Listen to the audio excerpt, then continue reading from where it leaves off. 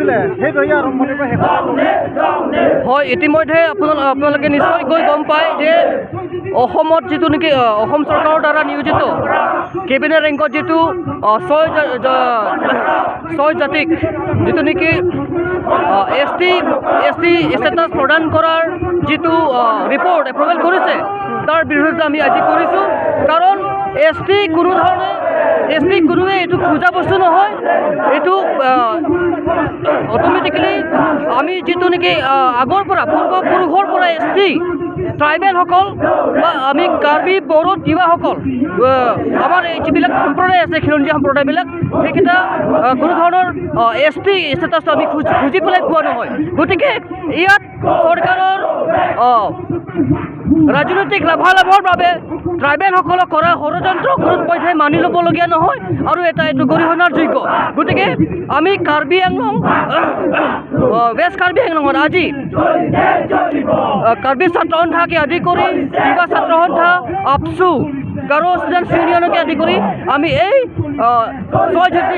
জনগোষ্ঠীক S T প্ৰদানৰ যিটো ষড়যন্ত্ৰ তেওঁলোকে কৰিছে তাৰ বিৰোধিতাৰে আমি আজি ৰাজপথলৈ ওলাই আহিছোঁ আৰু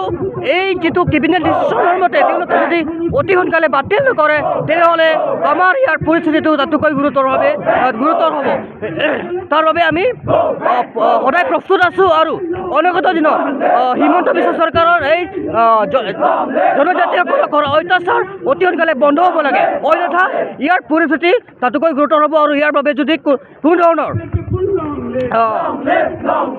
চিটুৱেশ্যন যদি ক্ৰিয়েট হয় তাৰ বাবে দায়ী কিন্তু অসম চৰকাৰ তথা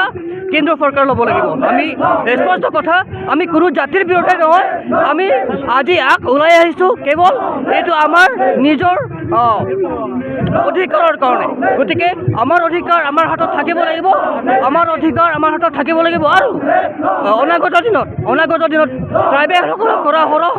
যিটো হাৰাশাস্তিটো বন্ধ হ'ব লাগে আৰু আমাক ন্যায় লাগে সেইটো আমি ক'ব বিচাৰোঁ অসম চৰকাৰে যদি আপোনালোকৰ দাবী যদি পূৰণ নহয় আপোনালোকে কিমান আগলৈকে আৰু প্ৰতিবাদ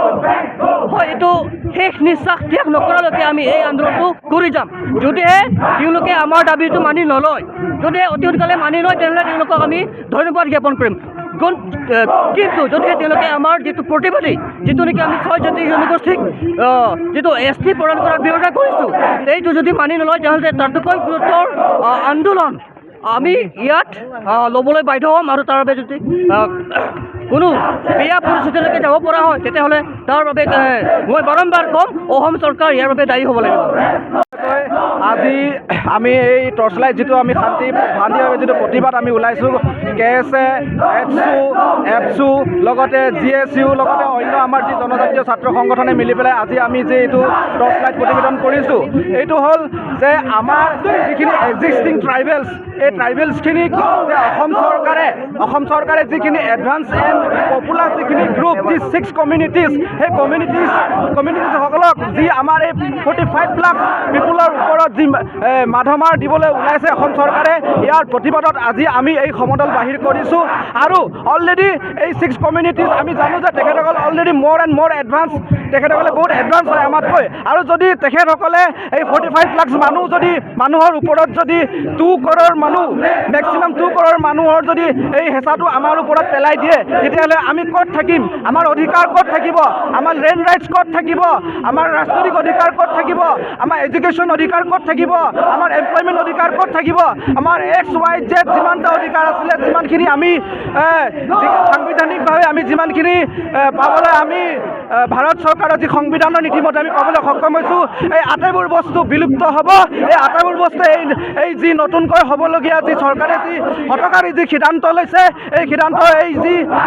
6 কমিউনিটিজ তেখেতসকলৰ পৰা আমাৰ এই কমিউনিটি একেবাৰে নিশেষ হৈ যাব আৰু গতিকে আমি এইটো কেতিয়াও হ'ব দিব নোৱাৰোঁ আৰু এনেও আমি বহুত বেকৱাৰ্ড আমি বহুত পিছপৰা যদিহে এই ST লেভেলটো তেখেতসকলক যদি দি দিয়ে তেতিয়াহ'লে আমি অনাগত সময়ত আৰু বহুত বেছি পিছ পৰি যাম আজি আপোনালোকে বিভিন্ন ধৰণৰ দল সংগঠনে আপোনালোকে প্ৰতিবাদ কৰিছে যদি আগন্তুক দিনত যদি অসম চৰকাৰে যদি আপোনালোকৰ ডিমাণ্ড বা আপোনালোকৰ যিটো দাবী যদি পূৰণ নহয় তেতিয়াহ'লে চৰকাৰখনে দেখা পাব যে এই 45 লাখ ট্ৰাইবেল পিপুলছে কি কৰিব পাৰে তেতিয়াহ'লে দেখা পাব চৰকাৰখনে এই বৰ্তমানৰ চৰকাৰখনে দেখা পাব আৰু এটা কথা